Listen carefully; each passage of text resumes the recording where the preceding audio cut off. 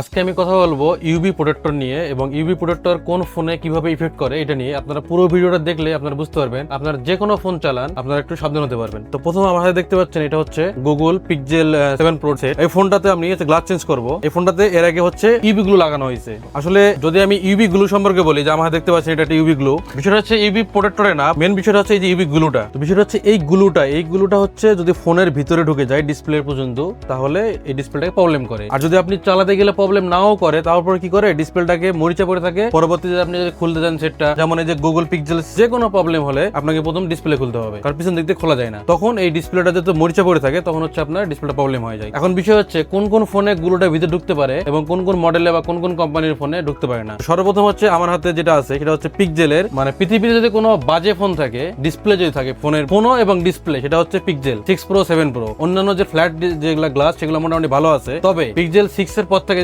8 এর পর থেকে 8 9 10 মোটামুটি সবগুলো ডিসপ্লে একেবারে বাজে ভাবে করছে। তার মধ্যে আমি যদি দেখি যে এই যে পিক্সেল গুগল কোম্পানি কিভাবে ফোনটা ফিটিং করছে, তারা যে ওয়াটারপ্রুফ যে আঠাটা দিছে, তারা হচ্ছে এই যে বর্ডার থেকে অনেক দূরে দিছে। তো অনায়াসে দেখেন এটাতে ইউভি গ্লু লাগানো হয়েছে। ইউভি গুলো কিন্তু খুব সুন্দর ভাবে ভিতরে ঢুকে আছে। এই দেখেন এগুলো কিন্তু ইউভি গ্লু এই পর্যন্ত বর্ডার পর্যন্ত চলে আসছে। আমি যদি আপনাকে এদিকে দেখাই, এদিকে ইউভি গ্লু পুরো ফ্রেমটাকেও কিন্তু নষ্ট করে ফেলছে, হালকা হালকা দেখেন নষ্ট করে ফেলছে। এটা হচ্ছে গুগল পিক্সেল 6 প্রো 7 প্রো থেকে 8 এর উপর থেকে যে ফোনগুলো আছে, এগুলোর ফোনের অনায়াসে ভিতরে গ্লো ঢুকতে পারবে, কারণ তারা হচ্ছে সাইডে আঠা দেয় না। আমি যদি এখন দেখি যে আপনার হচ্ছে একটা OnePlus বা ওপ্পো বা ভিভো, এই ফোনগুলোর কিন্তু যদি লিকেজ না করে তাহলে কিন্তু ভিতরে কোনোভাবে গুলো ঢুকতে পারবে না। কেন ঢুকতে পারবে না? তারা ভিতরে যে ফিটিং করে ফোম আঠা দিয়ে সেটা ঠিক আছে, কিন্তু উপরে তারা হচ্ছে একটা ওয়াটার প্রুফ আঠা দিয়ে দেয়। দেখেন কোনোভাবে এখানে ব্লেড ঢুকতেছে না, এখানে কিন্তু আঠা দেওয়া আছে। তো যে কারণে আপনি যদি পানি স্পষ্ট করান বা আপনি যদি গ্লু যদি হয়, ভিতরে ঢুকতে পারবে না, শুধুমাত্র স্পিকার নেট দিয়ে ঢুকতে পারবে, এছাড়া অন্য কোনো ফাঁকা দিয়ে ঢুকতে পারবে না। কিন্তু